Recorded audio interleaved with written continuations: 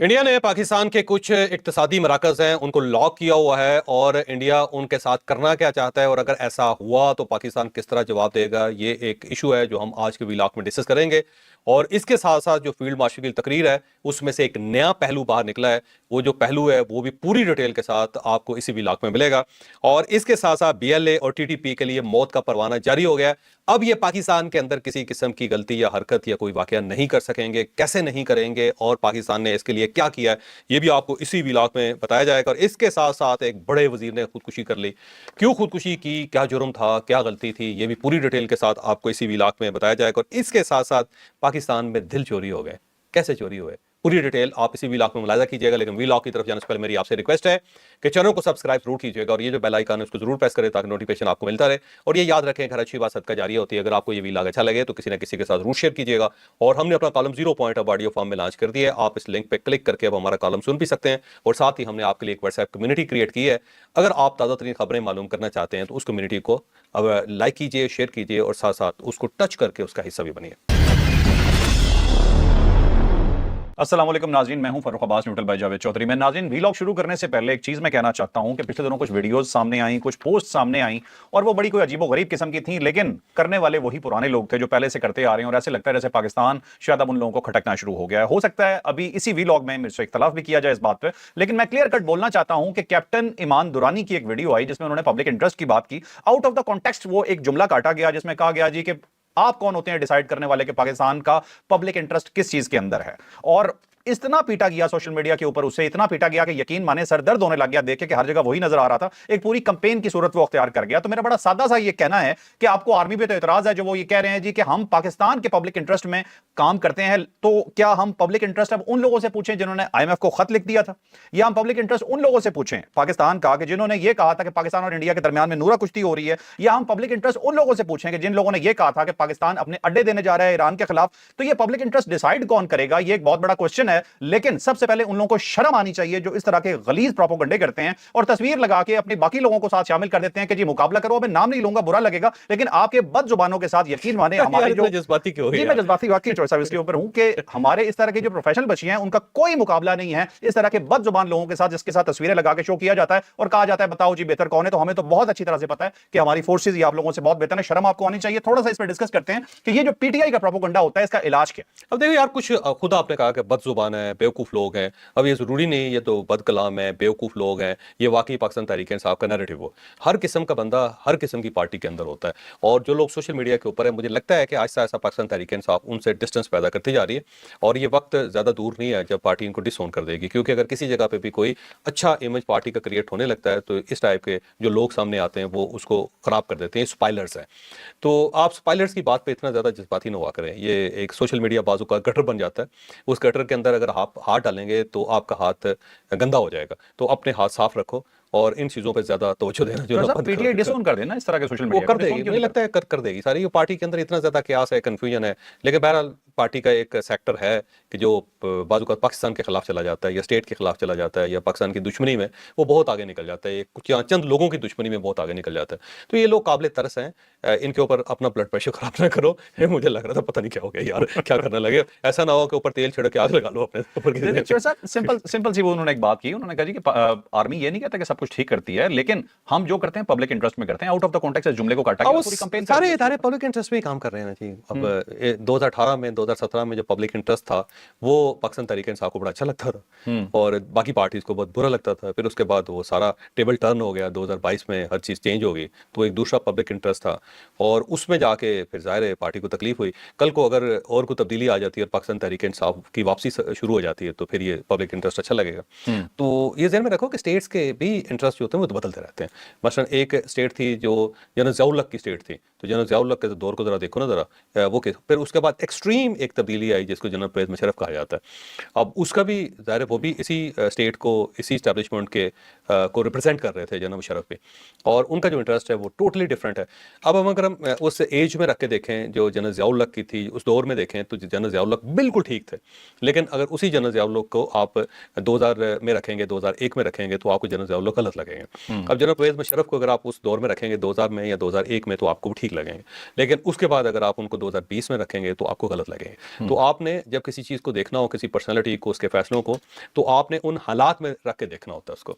ऐसा नहीं है कि आप 2025 में बैठ के 2006 का जो है वो लेकिन मुकाबला कर चौहद सकें पीटीआई या की 1947 का कर सकें। चौहद 2025 में पीटीआई बैठ की के इन हरकतों को किसी भी दौर में आप रख के देख लें, आपको गलत ही लगेंगे।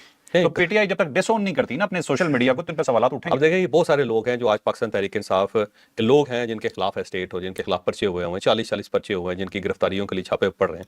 लेकिन माजी में चले जाएं, आज से 4-5 साल पहले चले जाएं, तो ये लोग स्टेट के बड़े करीब होते थे, ये उनके तर्जुमान भी होते थे, स्टेट को रिप्रेजेंट करते थे, स्टेट का नैरेटिव उठा उठा के गलियों के अंदर फिरते होते थे, और डार्लिंग होते थे इस्टेब्लिशमेंट के भी और गवर्नमेंट के भी। जरा देखें ना, मस शहबाज गिल साहब जो थे, वो तो प्राइम मिनिस्टर के मामन थे, मामने खसूसी थे, प्राइम मिनिस्टर के साथ होते थे। शुजात अकबर साहब देख लें, वो कौन थे। जनरल फैज हमीद साहब देख लें सारे, या असद उमर साहब को आप देख लें, असद उमर साहब, असद कैसर साहब को देख लें आप, तो आपको बहुत सारे लोग नजर आएंगे। और फिर इसी तरह आप अगर जो एक वज़ीर आला होते थे पंजाब के, उस्मान बुज़दार साहब, तो आप देख लें उस वक्त स्टेट उनको नापसंद भी करती थी, लेकिन ज़ाहिर स्टेट उनके साथ भी चल रही थी और वो स्टेट के साथ भी चल रहे थे। तो आरफ अलवी साहब देख लें, आरफ अलवी साहब प्रेसिडेंट थे और उनके पीछे अफवाज पाकिस्तान के जो नुमाइंदे थे वो खड़े होते थे, लेकिन आज आरफ अलवी साहब का। तो ये वक्त जो होता है ना, वो तब्दील होता रहता है, तो साथ साथ स्टेट के इंटरेस्ट भी तब्दील होते रहते हैं। हो सकता है कल यही लोग, यही सोशल मीडिया जो वो स्टेट के बिल्कुल करीब हो, तो वक्त में रख के देखेंगे ना चीज़ों को, तो फिर पता चलेगा। आगे चलते चलें हैं मौजूद की तरफ। अब अपने मौजू की तरफ आ जाते हैं। ठीक है, ये लंबी बहस है, इस पे कोई स्पेशल व्लॉग भी कर लेंगे। अच्छा, अब जी फील्ड मार्शल साहब ने एनडीओ के अंदर बात करते हुए इंडिया को स्ट्रेट एक पैगाम दिया और ये कहा कि हम आपको बहुत दर्दनाक अंजाम से वाबस्ता कर सकते हैं अगर आपने ये कुछ हरकतें की। तो ये हरकतें क्या हैं, ये पूरा बयान क्या था, डिटेल से बताते हैं। अब ये कहा गया सिविल आबादी के ऊपर हमला करेंगे, फौजी अड्डों पर हमला करेंगे, बंदरगाहों पे हमला करेंगे, इक्तिसादी मराकज़ को टारगेट करेंगे, तो फिर आपको एक दर्दनाक किस्म का जवाब दिया जाएगा। इस चीज़ के अंदर बहुत सारी चीज़ें हैं। फौजी अड्डों को तो वो सारे इंडिया नुकसान पहुंचाना चाहता है, इस जंग के दरमियान भी उसने फौजी अड्डों के ऊपर हमला किया, और बंदरगाह के ऊपर, कराची की बंदरगाह के ऊपर हमला करना चाहता था, लेकिन उनके बरामोश चल ही नहीं सके, और जो उनकी नेवी थी वो एक्टिव ही नहीं हो सकी, वो पहले ठुस हो गया, जिसको कहते हैं बम बम हाथ में फट गया। तो वो था। सिविलियन आबादी के ऊपर भी उन्होंने हमला किया था, उन्होंने बाकायदा ड्रोन्स भेजे थे जो सिविलियन आबादी के ऊपर गिरे थे, और उस पर अब जो है ना इक्तिसादी मराकज़ जो थे उनके ऊपर उन्होंने टारगेट नहीं किया था। लेकिन अब ताज़ा तरीन इन्फॉर्मेशन ये है कि इंडिया सर्कल कर रहा है इक्तिसादी मराकज़ को। अब इक्तिसादी मराकज़ कौन से? कराची का इंडस्ट्रियल स्टेट है जिसके अंदर बड़ी बड़ी फैक्ट्रीज लगी हुई हैं। फिर टेक्सला के अंदर हमारी एक फैक्ट्री है, वाह के अंदर जो है ना ऑर्डिनेंस फैक्ट्री है जो असला बनाती है। इसके साथ साथ लाहौर के अंदर कुछ फैक्ट्रीज हैं जो बड़ा मेजर बैकबोन है पाकिस्तान की। फिर सियालकोट और फैसलाबाद के अंदर इंडस्ट्रियल स्टेट्स हैं जो पाकिस्तान की बैकबोन है। फिर रावलपिंडी के अंदर कुछ ऐसे सर्कल्स हैं जहाँ पे इंडिया का ख्याल ये है कि ये शायद ड्रोन्स बना रहे हैं। तो इस टाइप के बहुत सारे ऐसे मराकज़ हैं जो पाकिस्तान को इक्तिसादी तौर पे, फौजी तौर पे बड़ा मजबूत कर रहा है। तो इंडिया, इंफॉर्मेशन ये है कि इंडिया ने उनको सर्कल करना शुरू कर दिया है, उनके बारे में रैकी कर रहे हैं और सैटेलाइट से इमेजेस उनके हासिल कर रहे हैं, ताकि अगर कल को जंग होती है तो इन मराकज़ को निशाना बनाया जाए। पाकिस्तान को इस चीज़ का पता है, पाकिस्तान को इतला मिल चुकी है। तो पाकिस्तान ने एक तो इसके लिए भी एक बंदोबस्त कर लिया है कि जो मेन इंडस्ट्रीज़ है उनको पाकिस्तान ने हाइड कैसे करना है जंग के दरमियान, ये प्रॉपर पाकिस्तान अपनी स्ट्रेटजी बना रहा है। और उसके साथ साथ पाकिस्तान ने वार्न भी कर लिया कि जनाब आपको ये गलत फहमी है कि हमें पता नहीं है, हमें पता है, और अगर आपने इसको हिट करने की कोशिश की तो फिर हम जो उसका जवाब देंगे वो बड़ा दर्दनाक होगा। दर्दनाक से मतलब ये टिट फॉर टैट होगा और थोड़ा सा ज्यादा भी होगा। पाकिस्तान की पॉलिसी है कि थप्पड़ का जवाब थप्पड़ से देंगे, लेकिन हमारा थप्पड़ जरा जोरदार होगा, वो कम से कम बतीसी जरूर तोड़ेगा। तो इस टाइप का जवाब जो दिया गया। और दूसरा जो इस जो स्पीच थी, जो उसका कंटेंट रिलीज हुआ है, उसके अंदर एक और चीज़ भी है कि दूसरे मुल्कों को शामिल कर रहा है इंडिया, और ये उनकी गलती है, दूसरे मुल्कों को शामिल नहीं करना चाहिए। ये बुनियादी तौर पर उनके जो डिप्टी आर्मी चीफ थे लेफ्टिनेंट जनरल राहुल सिंह, उन्होंने एक इंटरव्यू दिया था, इंटरव्यू नहीं बल्कि एक स्पीच की थी उन्होंने, और वहाँ पे उन्होंने कहा था जी हम पाकिस्तान से नहीं लड़ रहे थे, 3 मुल्कों से लड़ रहे थे, चाइना से लड़ रहे थे और साथ साथ टर्की से लड़ रहे थे और पाकिस्तान से लड़ रहे थे। सरहद एक थी, दुश्मन 3 थे, जिस वजह से हम हार गए। जबकि ये टोटल गलत है। ना चाइना ने कुछ सपोर्ट की थी, ना कोई टर्की की तरफ से सपोर्ट आई। मॉरल सपोर्ट तो हर जगह से आती है। और जो ड्रोन्स हैं वो पाकिस्तान ने टर्की के साथ मिलकर बनाए हुए हैं, उनका सॉफ्टवेयर है, हार्डवेयर पाकिस्तान का, पाकिस्तान पुराने बना रहा है या तो इस जंग के दरमियान बनाने शुरू किए हों। और जो दूसरे मुल्क थे वो इंडिया को बहुत सपोर्ट कर रहे थे, इसराइल की टेक्नोलॉजी, अमेरिका की टेक्नोलॉजी, रूस की टेक्नोलॉजी, फ्रांस के जहाज, तो ज़्यादा मुल्क तो इंडिया के साइड पे थे। तो पाकिस्तान भी ये कह सकता है कि हमने जब जवाब देना शुरू किया तो वहाँ पे तो 6 मुल्क थे, एक मुल्क को तो हम जवाब दे ही नहीं रहे थे। यहाँ हमारे ऊपर अटैक एक मुल्क नहीं कर रहा था, 6 मुल्क कर रहे थे। तो उसका जवाब ये दिया गया है कि दूसरे मुल्कों को जो शामिल करना है इंडिया की वो बड़ी बेवकूफ़ी है, ये जंग पाकिस्तान ने खुद लड़ी है। अब पाकिस्तान इसके ऊपर ज़्यादा वजाहत नहीं कर सकता कि वो टर्की को बुरा लग जाए या चाइना को बुरा लग जाए, लेकिन ये जंग तो हमने खुद लड़ी, अपने पाँव पे खड़े होकर लड़ी है। टेक्नोलॉजी ज़ाहिर है दूसरे मुल्कों की है और इंडिया के पास भी दूसरे मुल्कों की टेक्नोलॉजी थी। टेक्नोलॉजी इतना इंपॉर्टेंट नहीं होता जितना उनको चलाने वाला या उसका जज्बा या उसके इमोशंस इंपॉर्टेंट होते हैं। तो ये आर्मी चीफ ने उनको जवाब दिया कि अगर आपने हमारे ऊपर कोई इन्विजन करने की कोशिश की तो जवाब तो बड़ा खौफनाक होगा। और पाकिस्तान ने ये भी, मैं आपको बता दूं कि उनके जो इक्तिसादी मराकज़ हैं इंडिया के, उन सबको लॉक किया हुआ है। इस मरतबा अगर पाकिस्तान ने हमला किया या इंडिया ने पाकिस्तान के ऊपर हमला किया और पाकिस्तान ने उसका जवाब दिया, तो उनके इक्तिसादी मराकज़ उठाएगा पाकिस्तान वैसे। ठीक है। साहब इसमें एक और मजे की बात है कि इनके राहुल सिंह साहब ने खुद कहा था कि जब डीजीएमओ की बात हो रही थी तो पाकिस्तान लाइव देख रहा था हमें, तो ये जो लोकेशन हमें पता लगी कि उन्होंने पाकिस्तान का क्या कुछ लॉक किया हुआ है, तो उन गधों को ये समझ नहीं आ रही कि अभी भी हम उन्हें लाइव ही देख रहे हैं। अच्छा ठीक है, चले आप चलते हैं जी नेक्स्ट स्टोरी पे। बहुत इंपॉर्टेंट स्टोरी है जी कि बीएलए और टीटीपी की मौत का परवाना लिख दिया गया है कि वो दो दहशतगर्द जमातें थी जो इंडियन स्पॉन्सर्ड है, जिनकी कोशिश होती है कि पाकिस्तान में बेगुनाहों को टारगेट किया जाए। आप डिटेल्स इसकी ज्यादा क्या बताऊं, लेकिन इनकी मौत का परवाना किस तरह से जारी हुआ है, किस तरह से अब इन्हें मौत के घाट उतारा जा रहा है चुन चुन के, ये डिटेल आपको बताएंगे अपनी स्टोरी। अच्छा, जंग के दरमियान एक बड़ा वाकया हुआ कि 70 दहशतगर्द थे, वो अफगानिस्तान की सरहद पार करके पाकिस्तान के अंदर आए थे और पाकिस्तान ने फर्स्ट टाइम 70 के 70 लोगों को आइडेंटिफाई करके उनको जहन्नम वासल किया था। और ये मेजर स्टोरी थी और उस वक्त थी जब इंडिया ने उनको उस साइड से पाकिस्तान के अंदर धकेल दिया था, ये पाकिस्तान में भिजवा दिया था ताकि दोनों पार्टर जो पाकिस्तान के हैं उसके अंदर आग लग जाए। एक साइड से इंडिया प्रेशर डाले, दूसरी साइड से टीटीपी डाली जाए। और उससे पहले बीएलए के जरिए जो जाफर एक्सप्रेस को अगवा किया गया था वो भी था, और उसमें भी पाकिस्तान ने जिस तरह उनके ऊपर अटैक किया और जिस तरह उन सबको मारा वो भी बड़ा हैरानकुन था। वैसे मैंने देखा है वो ऑपरेशन कि जब जाफर एक्सप्रेस के साथ लोग जिन्होंने उसके ऊपर अटैक किया जाफर एक्सप्रेस के, और वो इसके बाद मुसाफिरों को बाहर ला के उनके साथ सुसाइडर बिठा दिए। उसके बाद जब वो जहाज़ों उसके बाद जब वो ऊपर पहाड़ों के ऊपर चले गए और गारों के अंदर चले गए, तो पाकिस्तान ने सैटेलाइट के जरिए ना सिर्फ उनको लोकेट किया था बल्कि फिर ड्रोन्स के जरिए उनको हिट भी किया था, उनको मुकम्मल तौर पे फारिग कर दिया था पाकिस्तान ने। तो मैंने वो ऑपरेशन अपनी आंखों से देखा है कि किस तरह उनको आइडेंटिफाई किया गया, किस तरह वो ग्रुपों के अंदर पहाड़ों में बैठे हुए थे, किस तरह उनका ख्याल ये था कि यहाँ पे कोई अटैक नहीं होगा, लेकिन पाकिस्तान ने फिजा से उनके ऊपर हमला किया, उनको पता तक नहीं चला कि किस साइड से ये मिसाइल आ रहे हैं। तो पाकिस्तान ने तकरीबन वो सारे के सारे लोग जो जाफर एक्सप्रेस को अगवा करके पहाड़ों में पनाह गजीन हो गए थे उन सबको मार दिया था। ठीक है। तो वो ये सारी चीज़ें जो हैं, ये 70 लोगों का मरना, फिर उसके बाद पिछले दिनों 30 दहशतगर्द जो थे वो अफगानिस्तान से दाखिल हो रहे थे शुमाली वजीरिस्तान की तरफ से। तो रात के वक्त वो दाखिल हो रहे थे, पाकिस्तान ने ना सिर्फ उनको आइडेंटिफाई किया बल्कि जो उनके हैंडलर थे, जो अफगान फौजी थे जो अपनी पिकट से अटैक कर रहे थे पाकिस्तान को गेज करने के लिए, उन सबको भी पाकिस्तान ने सबक सिखा दिया और इन 30 के 30 लोगों को वहीं पे ग्राउंड पे जाके उनको मार दिए। अब सवाल यही है कि ये 70 लोग कैसे पाकिस्तान को पता चल गए और 30 लोग कैसे पता चल गए, और इसके साथ साथ जो बीएलए के लोग थे जाफर एक्सप्रेस के, उनको कैसे पाकिस्तान ने आइडेंटिफाई किया। तो वो एक सिस्टम है जो चाइना का बेसिकली सैटेलाइट सिस्टम है और उसका नाम है बीदू। और ये जो बीदू सिस्टम है ये 45 सैटेलाइट का एक मजमूआ है जिसके अंदर हर किस्म का सैटेलाइट है, और वो सारे सैटेलाइट जो है जिस जगह पे आप फोकस कर देते हैं तो फिर एक एक इंच जमीन का जो है उनकी नज़र में आ जाता है। तो इसकी बैकग्राउंड ये है कि जब टीटीपी ने पाकिस्तान के अंदर चाइनीज़ इंजीनियर्स को निशाना बनाना शुरू किया था, तो उस वक्त चाइना ने पाकिस्तान को ये ऑफर की थी कि आप अगर हमें इजाज़त दे तो हम अपनी सिक्योरिटी एजेंसीज को भिजवा देते हैं जो अपने चाइनीज़ इंजीनियर जो उनकी सिक्योरिटी देंगे। तो पाकिस्तान ने फिर इसको एक्सेप्ट नहीं किया था, क्योंकि किसी भी दूसरे मुल्क की सिक्योरिटी फोर्सेज जब पाकिस्तान के अंदर आएंगी तो फिर आप एक नया गेट खोल रहे हैं।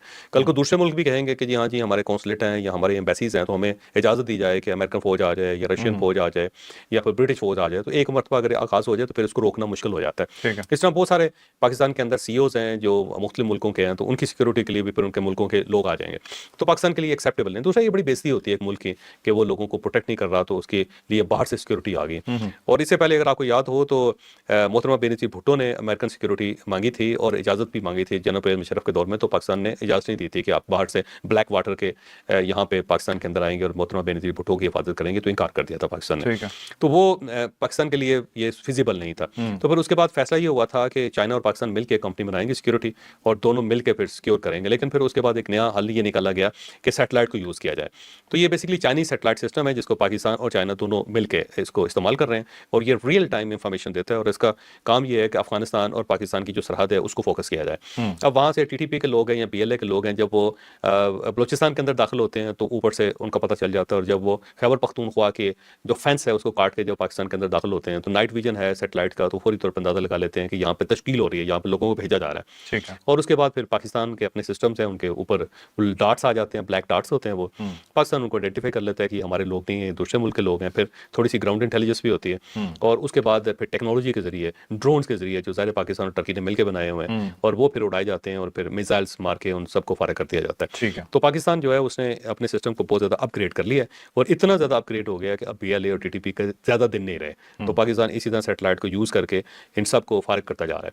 तो ये टेक्नोलॉजी का एक फेज़ है जिसके अंदर पाकिस्तान आया, और टीटीपी और बीएलए जो उसका निशाना है। मुझे लगता है कि ये ज़्यादा 6-7 महीनों से ज़्यादा की गेम नहीं है, टीटीपी मुकम्मल तौर पे खत्म हो जाएगा और बीएलए मुकम्मल तौर पे खत्म हो जाएगी। ठीक है, ठीक है। तो दहशतगर्दों को 24 घंटे देखा जा रहा है, जो भी दरअंदाजी करने की कोशिश करेगा उसका अंजाम बहुत ही दर्दनाक होगा। आप चलते हैं जी नेक्स्ट स्टोरी पे जी, बहुत ही इंपॉर्टेंट स्टोरी चॉइस है हमारी। پاکستان میں دل بیچے جا رہے ہیں جی. دل بڑی نازک چیز ہوتا ہے, ٹھیک ہے, لیکن پاکستان میں اسے بھی نہیں بخشا گیا, ٹھیک ہے. ہمارا ایک علاقہ ہے پاکستان کا, ڈیٹیل آپ بتائیں گے, لیکن یہ کیا سٹوری ہے, کیا بیچے گئے اور کس نے خریدے, ذرا بتائیے. دیکھیے یار, انفارچونیٹلی ایک تو یہ ہے کہ سب سے زیادہ پڑھا لکھا جو علاقہ ہے, یہ پڑھا لکھا طبقہ ہے, وہ کراچی کے اندر ہوتا ہے. سندھ کے بڑے شہر ہیں, ان تمام بڑے شہروں میں بہت بڑی اکنامک ایکٹیویٹیز بھی ہے, لیکن اس کے ساتھ ساتھ کرپشن کی سٹوریز بھی بڑی بڑی خوفناک نکلتی ہیں وہاں پہ. مجھے ایک صاحب بتا رہے تھے, پرانے وہ تھے ظاہر محکمہ صحت کے اندر بڑی اہم پوزیشن پہ تھے, تو انہوں نے استعفیٰ دے دیا تھا. تو کل وہ تشریف لائے تھے, تو میں نے ان سے پوچھا تھا کہ آپ نے استعفیٰ کیوں دیا. اس میں اس نے بڑی عجیب و غریب سی بات کی. اس نے کہ جب یہ کرونا پھیلا تھا تو مجھے یہ کہا گیا تھا کہ ہم آپ سے سائن کروائیں گے 1 لاکھ ویکسین ڈوز کے, لیکن آپ کو دیں گے 10,000. اچھا, تو 90,000 جو تھی وہ بیسیکلی ویکسین جو تھی وہ کاغذوں میں تھی, وہ پریکٹیکل تھی ہی نہیں. تو کہنے لگا میں نے انکار کر دیا, اور اس کے بعد پھر ظاہر ہے انہوں نے مجھے ریموو کر دیا اور میں نے استعفیٰ دے دیا. تو اس ٹائپ کی سٹوریز جو ہے نا انفارچونیٹلی سندھ سے کراچی سے آتی رہتی ہیں, پنجاب سے بھی آتی رہتی ہیں, لیکن پنجاب میں اس لیول تک نہیں ہے. یہاں پہ اگر اس ٹائپ کی گڑبڑ ہو تو بہت میکینزم بڑا تگڑا ہے اور وہ ٹھیک ٹھاک قسم کا رسپانس کرتا ہے. لیکن سندھ کے اندر کوئی کرپشن کی سٹوری آ بھی جائے تو کچھ عرصے بعد جا کے وہ ختم ہو جاتی ہے, اس کے کوئی منطقی نتیجے تک نہیں پہنچتی. یہ انفارچونیٹ ہے اور یہ ہونا نہیں چاہیے کبھی بھی اس طرح. تو بہرحال وہاں پہ قومی ادارہ امراض قلب ہے, کراچی کے اندر ہے, تو اس کے اندر 40 ارب روپے کی کرپشن نکل آئی ہے. اور جو ڈائریکٹر جنرل آڈٹ سندھ ہے اس نے یہ رپورٹ کی ہے 2023 اور 2024 کے درمیان آئی ہے. اور اس پہ جو وزیر سندھ صحت ہیں عذرا پیچھو صاحبہ, یہ بیسیکلی تو آپ کو پتا ہوگا کہ صدر آصف علی زرداری صاحب کی ہمشیرہ ہیں, اور انہوں نے اس کے اوپر, اور یہ خود ڈاکٹر بھی ہیں, ڈاکٹر عذرا پیچھو, انہوں نے اس کا نوٹس لیا اور انہوں نے بڑا سخت اقدام کیا ہے. تو پاکستان پیپلز پارٹی کے اوپر الزام لگتا ہے عموماً کہ جی وہ کرپشن کو پروموٹ کرتی ہے, لیکن یہ دیکھیں یہ جو نوٹس ہے عذرا پیچو صاحبہ نے لیا. اور اگر یہ جو لوگ اس کے اندر انوالو ہیں ان کو اگر یہ گرفتار کروا کے باقاعدہ ان کو سزا دلوا لیتی ہیں, تو اس کا مطلب یہ ہے کہ سندھ کے اندر پہ بہت بڑی تبدیلی آ رہی ہے. اور اگر ایسا نہیں ہوتا اور وہ کوئی ٹرائبل لارڈ کا سہارا لے کے یہ لوگ بچ جاتے ہیں, یا پتہ چلتا ہے کہ ان کا قبیلہ اور عذرا پیچو صاحبہ کا قبیلہ ایک ہی تھا اور یہ دونوں ایک دوسرے کو معاف کر دیتے ہیں, تو پھر بڑی بدقسمتی ہوگی. لیکن اب دیکھ لیں, امراض قلب ہے, دل کے مرض ہیں, اور غریب آدمی جو ہے نا اس کا یہ فنڈ ہے, اس کا یہ بجٹ ہے, انہی کو دوائیاں دینی تھی, انہی کو اسٹنٹ ڈلنے تھے, اور انہی کے آپریشن ہونے تھے, اور ان میں سے 40 ارب روپے اگر کوئی بندہ کھا گیا یا لوگ کھا گئے ہیں تو خود اندازہ لگائیں کہ کتنے مریض آپ نے مار دیے ہوں گے. تو یہ بہت ہی افسوسناک صورتحال ہے. دنیا میں کسی جگہ ایسا نہیں ہوتا, لیکن پاکستان کے اندر اس ٹائپ کی جب سٹوریز آتی ہیں تو بڑا دل دکھتا ہے کہ ایسا نہیں کم از کم ہونا چاہیے کہ آپ ویکسین جو ہے نا اس کے پیسے کھا رہے ہیں, یا آپ جو بڑے خوفناک قسم کے مرض ہیں آپ ان کے پیسے کھا رہے ہیں, ٹی بی کے پیسے کھا رہے ہیں, یا کینسر کے پیسے کھا رہے ہیں, کینسر پیشنٹس کے کھا رہے ہیں, یا جو اسپیشل جو بچے ہیں ان کے پیسے کھا رہے ہیں. اسی طرح اب آپ امراض قلب کے پیسے کھا رہے ہیں, تو یہ بڑے افسوسناک صورتحال ہے. ویسے بس ٹھیک ہے, زندگیاں بھی بیچی جا رہی ہیں, اس سے زیادہ چوائس اب اور کیا ہو سکتا ہے. اچھا بہرحال جی, یہ بہت اچھا اقدام تھا کہ اس پہ نوٹس لیا گیا. امید کرتے ہیں کہ آئندہ آنے والے دنوں میں اس پہ کوئی رزلٹ آئے, اور اگر آئے گا تو ہم آپ کو ضرور بتائیں گے. اب نیکسٹ سٹوری, ہماری آخری سٹوری, بہت امپورٹنٹ جی. ایک بہت بڑے وزیر نے خودکشی کر لی. ایسا لگ رہا ہے کہ جیسے وہ ڈسارٹ ہو گئے تھے, انہیں نکالا گیا اور اس کے فوری بعد ڈیڈ باڈی ان کی ملی گاڑی سے. اور مزید جو ڈیٹیل ہیں اس میں وہ آپ کو بتائیں گے. یہ رشیا کے وزیر ہیں, ٹرانسپورٹ کا منسٹر تھا, اور صدر پیوٹن کے بہت زیادہ قریب تھا. اس سے پہلے یہ کرسک ایک علاقہ ہے, اور یہ یوکرین کی طرف ہے, اور انڈیپینڈنٹ علاقہ ہے, بڑا علاقہ ہے. اور کرسک کا یہ گورنر بھی رہا 2019 میں, اور اس کے بعد یہ ٹرانسپورٹ کا وزیر بن گیا, اور پیوٹن کے بہت قریب تھا. لیکن اب 2019 کی اس کی بدعنوانی کی کوئی سٹوری نکل آئی ہے, اور ایسا لگتا تھا کہ جیسے اس کے خلاف کوئی کاروائی ہوگی. تو اس کے پیوٹن نے اس سے استعفیٰ لے لیا, اور نام اس کا رومان استووف ہے. اور یہ جو اسے جب لیا گیا استعفیٰ, تو اس کے بعد یہ بڑا ڈسارٹ ہو گیا, یہ گاڑی میں گیا اور اپنے پسٹل سے اس نے خودکشی کر لی. اب جو پسٹل ہے اس کے اوپر فنگر پرنٹ سی کے مل گئے, اور یہ ثابت ہو گیا کہ اس نے خودکشی ہے, کیونکہ جب یہ ریوالور قریب سے استعمال کیا جاتا ہے تو جو انسانی سکن ہے اس کے اوپر بارود لگ جاتا ہے, اس کے تو دھواں بھی لگ جاتا ہے اس کا, اور بارود بھی لگ جاتا ہے, تو یہ پتہ چلتا ہے کہ قریب سے فائر کیا گیا. اور اینگل جو ہوتا ہے وہ بھی ثابت کرتا ہے کہ خودکشی تھی یا قتل تھا. تو اینگل ثابت کر رہا ہے کہ خودکشی ہے, اور یہ قریب سے چلایا گیا, اس کے آثار بھی ان کی کھوپڑی کے اوپر ہیں. تو اور اس کے ساتھ ساتھ جو پسٹل ہے اس کے اوپر ان کے فنگر پرنٹس بھی ہیں. تو یہ ایک بڑی سٹوری ہے. رشیا کے اندر اس وقت بہت زیادہ شور مچا ہوا ہے کہ اگر آپ نے اس سے استعفیٰ لینا ہی تھا تو اتنا زیادہ اس کو ذلیل کرنے کی کیا ضرورت تھی کہ وہ اتنا فرسٹریٹ ہو جائے کہ گاڑی کے اندر بیٹھ کے جا کے خودکشی کر لے. لیکن بہرحال افسوسناک واقعہ ہے, لیکن یہ واقعہ ثابت کرتا ہے کہ جو بڑے ملک ہیں, جو سپر پاورز ہیں, وہاں پہ لوگوں کا ضمیر جاگ رہا ہوتا ہے جب ان کے اوپر اس ٹائپ کے اعتراضات ہوتے ہیں, یا انہیں یہ محسوس ہوتا ہے کہ جب میں باہر جاؤں گا تو لوگ میری بے عزتی کریں گے یا میری عزت کے اوپر حرف آئے گا, تو وہ شرم سے خودکشی کر لیتے ہیں. جبکہ پاکستان جیسے ملکوں کے اندر جتنا بھی بڑا اسکینڈل بن جائے, بندہ آرام سے ہنستا ہوا آتا ہے, ہنستا ہوا جاتا ہے, کسی کو کوئی پرواہ نہیں ہوتی. چور صاحب, ہمارے یہاں تو ایک بیان کی وجہ سے پورے ڈپارٹمنٹ ڈوب جاتے ہیں, اور ان وزیروں سے کوئی پوچھتا بھی نہیں ہے. آپ میرا خیال ہے پی آئی اے کی بات کر رہے ہیں. ہوا بازی کے وزیر تھے ہمارے, وہ دوست ہیں लेकिन की उन्होंने वैसे बड़ी ज्यादती थी पूरे पाकिस्तान के साथ। ठीक है, तो ये अस्तार उवैद साहब थे, ये वजीर ट्रांसपोर्ट थे रशिया के, जिन्होंने खुदकुशी की और चंद ही घंटों में फारिग होने के बाद इनकी सुसाइड हुई। अच्छी चीज़ नहीं है, लेकिन एक चीज़ ज़रूर समझ में आती है कि जब आपका निज़ाम ऐसा होगा कि आपको यकीन होगा कि मुजरिम भाग नहीं सकता, तो लोगों